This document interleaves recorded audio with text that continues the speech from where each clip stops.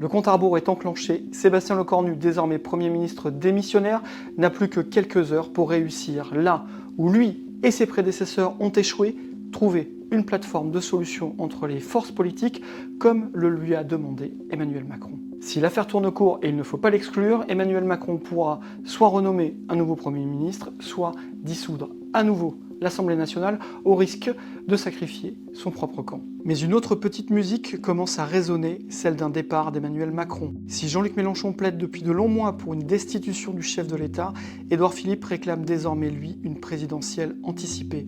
De Mélenchon à Philippe, le problème n'est pas à l'Assemblée, mais à l'Élysée. Si ces trois options sont sur la table, c'est bien parce que cette mission de la dernière chance, confiée à Sébastien Lecornu, semble quasi impossible. Surtout après la chute de son premier et dernier gouvernement, après seulement 14 heures d'existence. Nommé dimanche soir, il est tombé lundi matin, lorsque le Premier ministre a donné sa démission à Emmanuel Macron.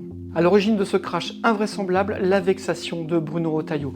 Le ministre de l'Intérieur et président des Républicains n'a pas supporté la nomination aux armées de Bruno Le Maire. En 2017, celui-ci a quitté François Fillon pour rejoindre Emmanuel Macron, une trahison qui lui a permis de rester pendant 7 ans ministre de l'économie. Alors qu'il était en retrait de la vie politique depuis 1 an, ce retour de Bruno Le Maire a été d'autant plus difficile à digérer pour Bruno Retailleau qu'il n'a pas obtenu le tiers des postes ministériels qu'il exigeait. En déclarant dès dimanche soir que ce gouvernement ne reflétait pas la rupture annoncée, Bruno Retailleau a sonné la fin du bail de Sébastien Lecornu à Matignon. Si ce gouvernement n'avait que peu de chances de durer, personne n'avait anticipé que le coup fatal viendrait de l'intérieur du socle commun et encore moins du ministre de l'Intérieur lui-même. En agissant ainsi, Bruno Retailleau a donc ouvert une crise politique majuscule. Sébastien Lecornu avait promis des ruptures, il n'a pas menti, il n'a juste pas dit qu'elles auraient l'intensité d'un tremblement de terre.